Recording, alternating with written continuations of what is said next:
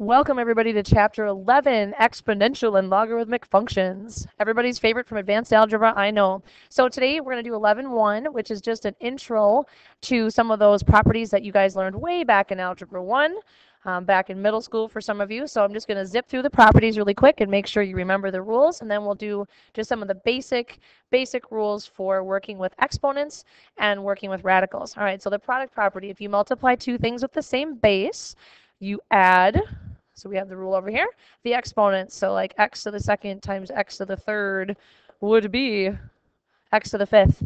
If you do power to a power, so one base only, so like x squared, and then you raise it to another power and you cube it, something like that. Power to a power, you multiply the exponents, because remember what that means. That would be an x squared times an x squared times an x squared, so x to the sixth. I wouldn't show that work. The shortcut, remember, is multiply. But that's where it comes from. If you ever forget, just write it out. Power of a quotient, if you have a fraction, so something like x over 2, and you want to raise it to a power, say you want to cube that. That just means you raise the top and the bottom to that power. So you cube the x, and you cube the 2. So it would be x to the third over 8. So take everything inside and raise it to that power, which is really the same as the next one, the power of a product. If you have two things multiplied together, I'll just do 2 times x and cube it. That means everything inside is cubed again. So 2 cubed and x cubed. Again, most people don't show that work, but just so you know, everything inside to that power. And then the quotient rule, if you divide two things with the same base, so we'll say like x to the fifth divided by x to the second, the rule is, do you remember? Subtract. So that would be x to the 5 minus 2, which would be x cubed. So it's thinking about I have 5 x's on the top, and then you have 2 x's on the bottom. 2 of them are dividing out. You have x to the third left on top. So all those fun exponent rules from Algebra 1. All right, negative exponents. Sometimes when we divide, like if we ended up with x squared divided by x to the fifth, we run into this problem with negative exponents. That would be x to the negative third if we follow the rule. But if I do what I did on the last one, I have 2 x's on top, 5 on the bottom. If I divide 2 of them out, I'm going to be left with 1 over x to the third. So the rule for a negative exponent, really be better if they said opposite. The rule looks like this. X to the negative n equals 1 over x to the n. So the negative means reciprocal, really means that those are in the opposite location. You can do the same thing if the negative is in the bottom. So 1 over x to the negative n, that means it would be x to the n. So just think of it as opposite location. That's a little bit easier way to do that. So negative exponents. And then anything to the 0 power, you can do that from our division rule as well. What if you did x cubed divided by x cubed? You do the rule, you subtract them. That would be x to the 0 power. But I know if I take the same number divided by itself, that is always equal to 1. So anything to the 0 power is 1. Okay, so let's practice just a couple quick examples with these. So exponent rules we want to always follow. Please excuse my dear Aunt Sally. So we'll start with the powers on the outside, and then we'll multiply. So everything in the first one needs to be squared. So 3 squared and x cubed squared. So 3 squared is 9. Power to a power, what do you do with those? Multiply. Okay, and the second one, take everything in here, both of the bases, and cube them.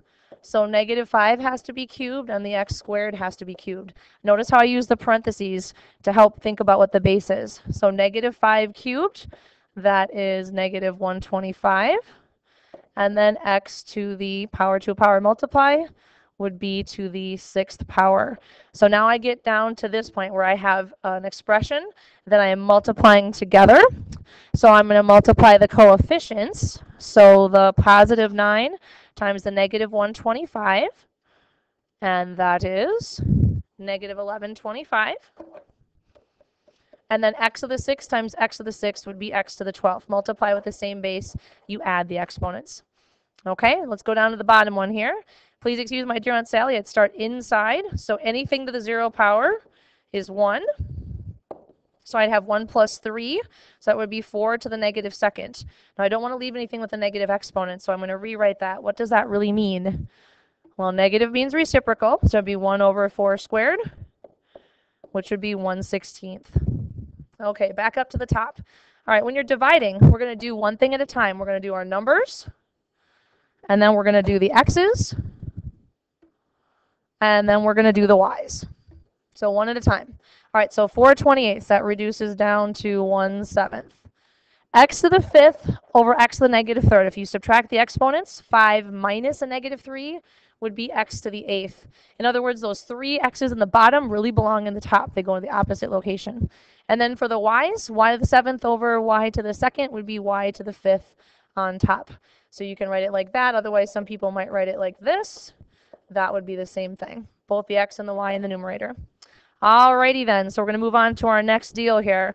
So now we're going to talk about rational and radical, going back and forth between those two forms. So we have this rule up here. When you raise something to a rational exponent, so b to the m over n, that's the same thing as saying the nth root of b to the m power. In other words, whatever on the bottom, that n is the root.